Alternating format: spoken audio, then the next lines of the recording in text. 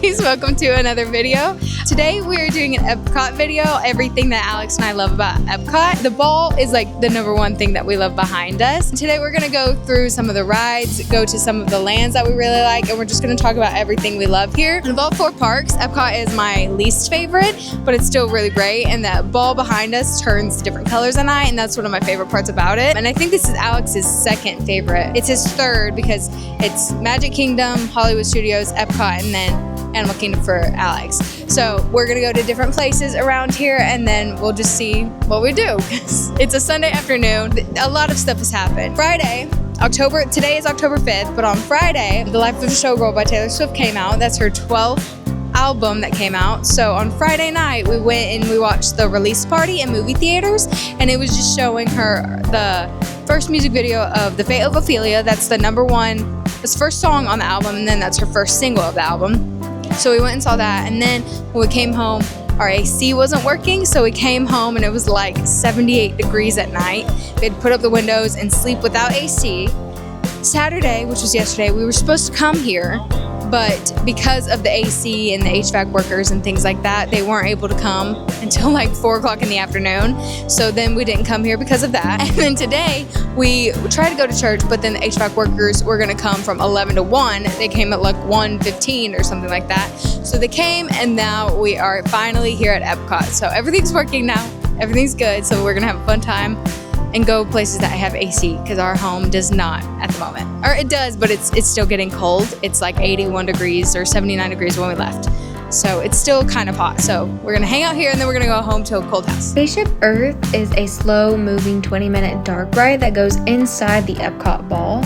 It talks about going through all of the development throughout the years, and it's currently getting a refurbishment, so we can't go on it today. The first thing we're gonna do is go to Guardians of the Galaxy. This is one of the best rides of all time in all of Disney World, all 4 parks. Alex, you think it's the best one? Yeah, Alex thinks it's the best one in all 4 parks. I think it's Tower of Terror and then this one, but I can see how this one makes it for everybody else. Guardians of the Galaxy does like 6 different songs. They're all from like the 80s or so. Alex's favorite song is I Ran. It goes, I ran so far away. And we get that one actually a lot. I know that another song is One Way or Another.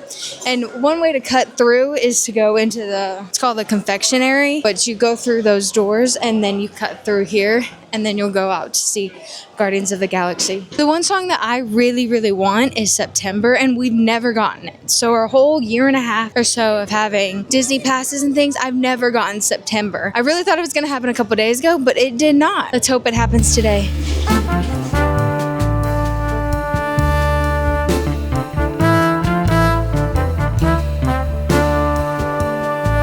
That was unexpected. We got into the Guardians of the Galaxy queue.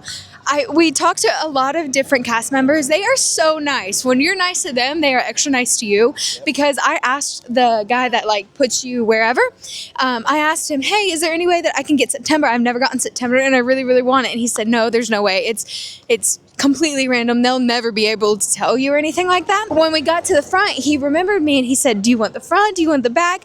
And we got the very front row. I mean, number 1, not number 2 of the thingy, like number 1. And I loved it. That was my favorite place. I don't think we've ever done the front row ever, because it feels like you're all alone. Like it feels like you're actually like flying and stuff like that. My eyes were so watery. But halfway through, whenever we were almost done with the ride, it completely stopped and the lights turned on and everything. That was crazy. We got Burn Baby Burn. That song we didn't get September, but we're gonna try again. But we're gonna try again because the lights turned on. Insert clip. The lights turned on.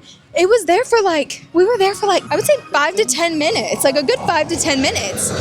So they gave us a fast pass, which means that you get to skip the line because it messed up for us. So we're gonna do Test Track now. Then later we're gonna go back to it because it's just a really long line. It's not worth it right now. Even like the lines outside. Yeah, like both lines, not just the regular line, but the skip the line is outside. Yeah. So now we're gonna go to Test Track and we're going to do the single rider. Thank you. We're gonna do single rider because it is the best. We've never done it like regular queue, but if you do single rider, obviously you won't be together, but you get done really quickly. Great. You go really fast. And they just recently refurbished it, so it looks all new and pretty and stuff. I can't remember what it looked like beforehand, but when we originally bought our annual passes, it wasn't open at all. So now it's finally open.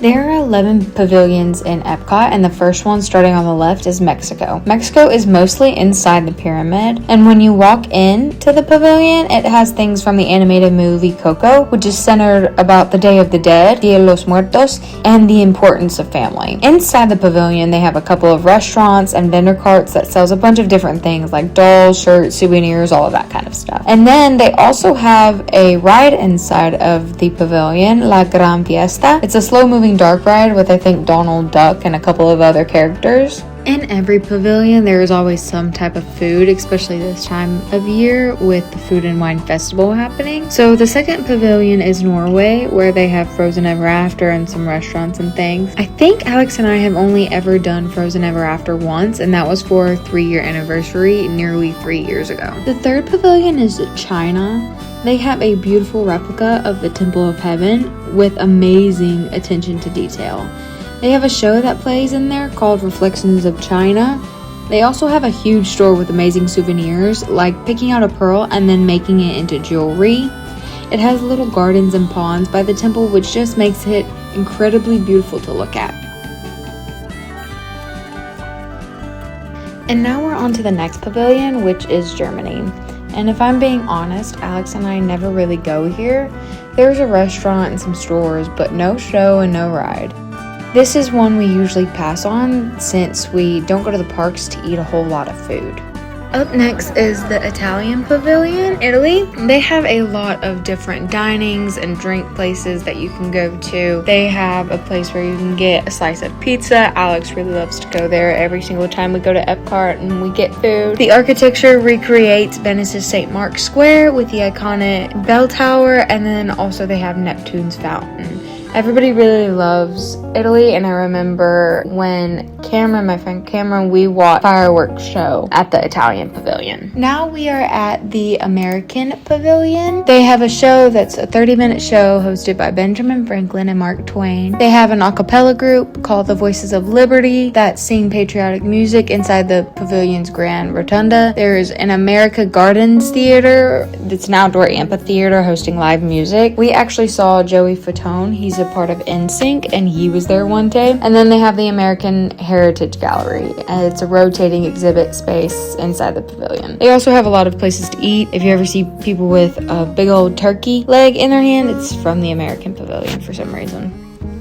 Moving on to the Japan Pavilion. Japan has a big department store where you go shopping for things like Hello Kitty, anime, all of that stuff, samurai swords. They also have dining experiences. They have a hibachi style dining where chefs cook in front of you. That's the biggest thing that I know that Japan has. And then also it just looks beautiful with pagodas and gardens. The architecture is a replica of Japan's imperial palace and samurai statues.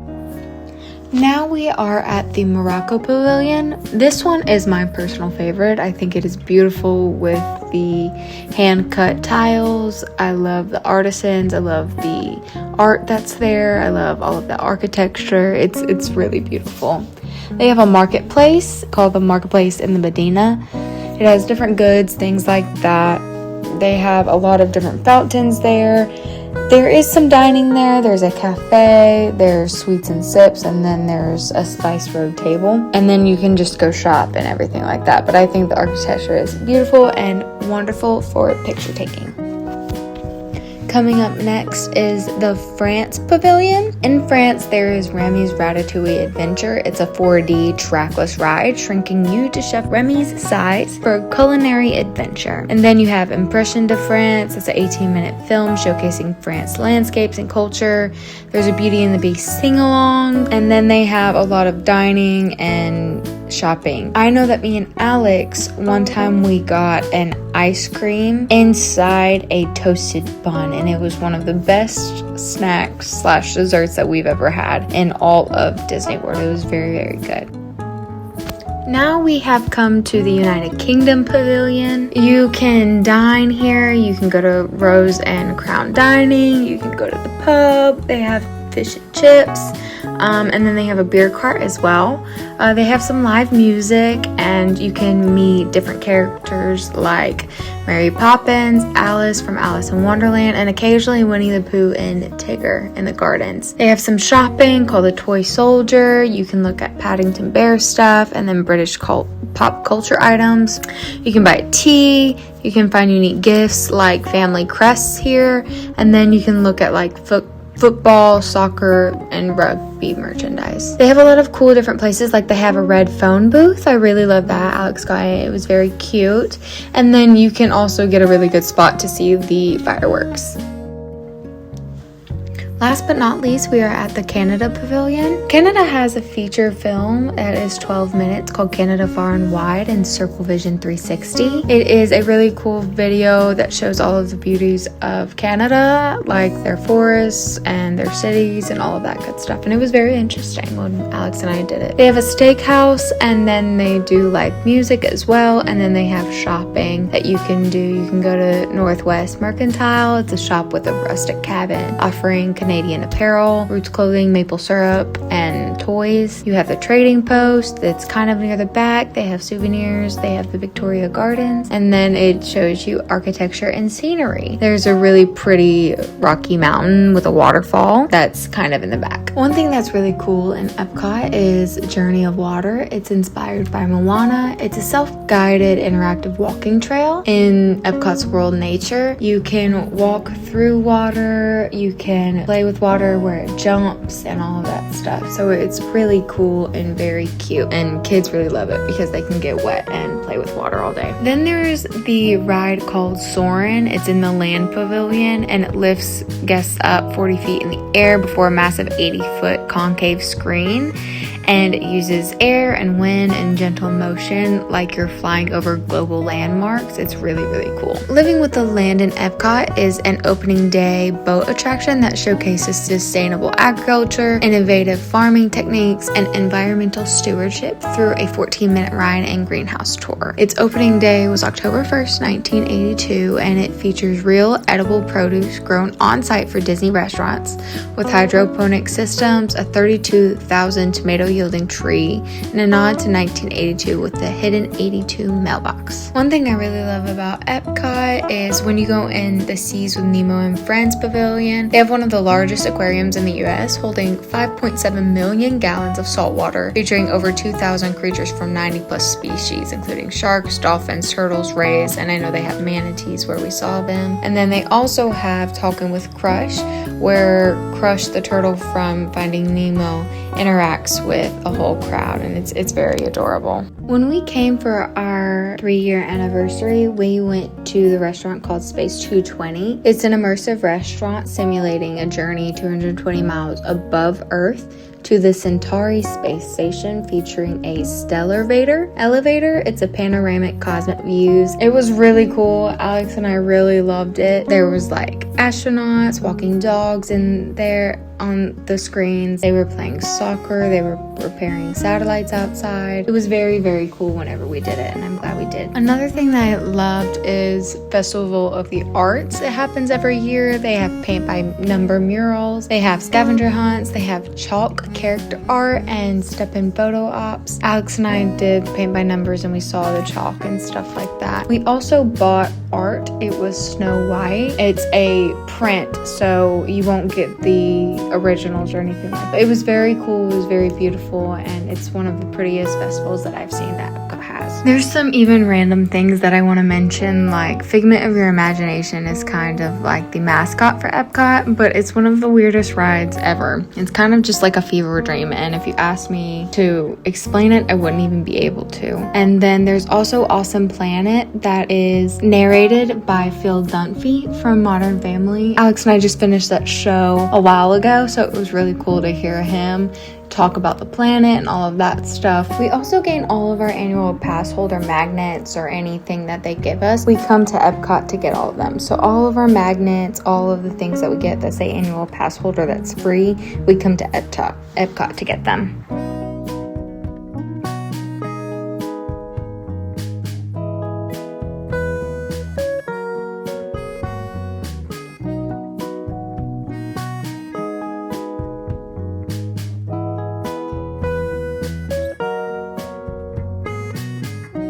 Okay, so that is all of Epcot and everything that we love about it. The ball is right behind us. It's raining pretty hard. It's been raining for a while. But yeah, thank you guys for watching, and we will see you guys in the next video. Bye.